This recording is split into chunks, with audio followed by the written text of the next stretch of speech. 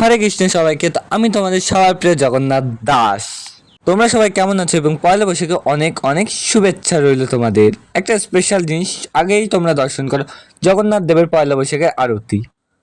আমরা সারা বছর প্রত্যেকটা দিন আমরা যা করি বা না করি, পয়লা বৈশাখের দিনটা ভগবানের চরণ সেবা করতেই চাই, কারণ সারা বছরটা তাহলে ভগবানের অল্প হলেও চরণ সেবা করতে পারবো।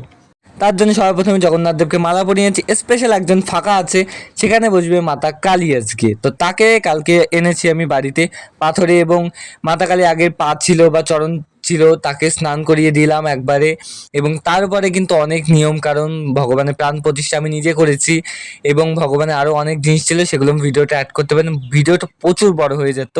মাতা কালী যে কতটা ছোট, জগন্নাথের কোমর পর্যন্ত, তোমরা একবার দেখলে হাসতেই পাবে তোমাদের এতটা। যাই হলে দেখো আমার কতটা সুন্দর কালী, আমার অনেক দিন ইচ্ছা ছিল মাতা কালী এরকম হবে। জগন্নাথ দেব আর মাতা কালী একদমই একই, দুজনেই একই, দুজনেই কালার একই। দেখো তোমরা কতটা সুন্দর লাগছে, কিউট লাগছে মাতা কালীকে।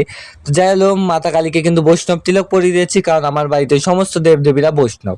এবং বৈষ্ণব বলে আমার বাড়িতে কোনো ধরনের পশু বলি হয় না। তো এমনি নর্মাল বলি হয়, কিন্তু সেগুলো আলাদা রকম বলি হয়। যাই হলো, তার মধ্যে কিন্তু আমি ভগবানকে সাজিয়ে দিয়েছি তুলসী পাতার মালা এবং সাদা ফুলের মালা দিয়ে কিন্তু গেঁথে ফেলেছি, কারণ আমাদের বাড়িতে আগে বলছি বৈষ্ণব পুজো হয়। যাই হলো, এই যে হচ্ছে আমাদের সুভদ্রা মহারানী, এবং পিছনে আমার মাতা কালী আছে।